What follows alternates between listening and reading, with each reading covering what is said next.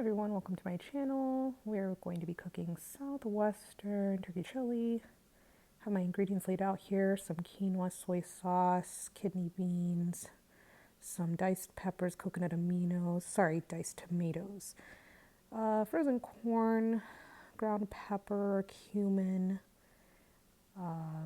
some marble cheese here I have. It's lactose free. I'm going to grate it later.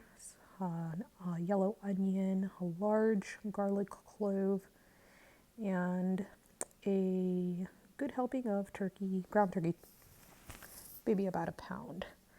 Here I'm going to wash my quinoa. I want to make sure that the water is crystal clear, so I'm going to rinse it a few times here. This is about a half cup of quinoa. And I'm going to put about a cup and a half of water when I boil it in the pot. But for right now, I'm just cleaning this, making sure the water is crystal clear. Now I've had it in the pot. I've put in a cup and a half to that half a cup of quinoa, salting it and just putting it to boil. Here's my ground turkey. I've put soy sauce, coconut aminos, just really drenching it, and then seasoning it with some cumin. I decided I wanted a lot of cumin for that smoky, meaty flavor here that you want in your turkey chili. Then I'm going to put some salt, pepper, and garlic powder, just making sure that the entire ground turkey is nice and seasoned and soaked in that coconut aminos and soy sauce. Next I'm going to dice a pretty big yellow onion, but I'm not going to dice this entire thing. About a half or 3/4 of a large yellow onion. And the yellow onion basically takes away that meaty turkey flavor and just gives it a nice tang, which you really want for this Southwestern or Tex-Mex type of turkey chili. So I'm just dicing it, but not just rough dicing it, not making it perfect, and then going over it a little bit so that it's not enormous pieces. Nobody needs to have perfect knife skills for this. Just making sure that I have a lot of onions to cover my pan. And here I am just crying from the onions. Next I'm going to get a large garlic clove, mash it with my knife, make sure to get all the skin off. I'm just dicing it. A good trick is to add salt once you've diced it and mash it down with your knife so that it becomes like this garlic paste. And it will be delicious. It really seasons up that ground turkey and gives it a next level taste.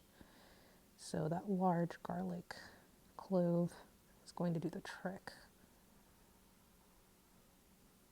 Here I have added just a little bit of salt, and then I'm going to mash it with my knife to make sure I have that garlic paste that I'm looking for.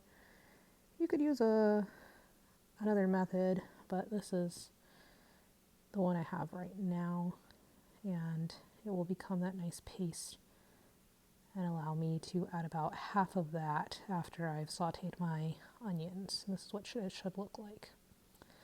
Then here I have sauteed my onions. I covered my pan in olive oil, setting it down now that it's nice and brown from a high to a medium heat, and just making sure that this is kind of like the color that you want. You add in your garlic and some water. I forgot to add my garlic powder here to my ground turkey, so I'm doing that. And I'm adding the garlic right here, making sure that I add some water to this, just so the garlic doesn't burn. And lowering it to about a medium heat because I really want these this tangy flavor from these onions and garlic to really just boil in here and cook in with some of the diced tomatoes. You can also use tomato paste, which would have been my first choice, but I was out. Next, I just throw in my seasoned turkey and just make sure that I get it all through the pan with a fork, cut it up, and then add my water here to the ground turkey, just so that it cooks, as well as adding some of this canned tomatoes, a little bit of extra water as well. And in this time, you feel free to add salt, pepper, a little bit more cumin, garlic powder, any spices you feel it needs extra. I added a few more spices, cumin, and I made sure that it is now perfectly stirred. Now I'm going to lower the heat and place a lid over it. Medium to low heat is good. That way all of these spices will be able to marinate. I'm just going to check on my quinoa. Gonna be honest, this quinoa did come out a bit soggy, so it needs to be a little fluffier, but it was just a bit soggy here, so I was just looking through to make sure, giving it a taste test and thinking it needs more time on low, but sadly it just came out to be a little bit soggy, but it's okay because we are going to add it back into the chili here.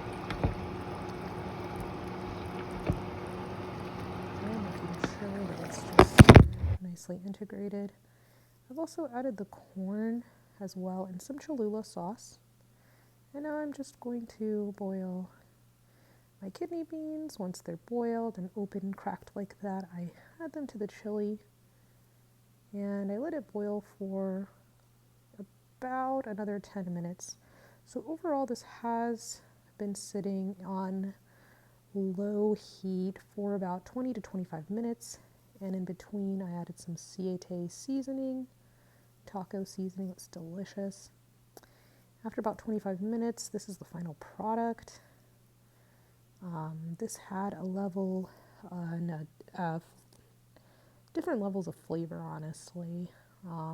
With the Cholula sauce, the Siete seasoning, it's delicious. I added some grated cheese, and that's about it.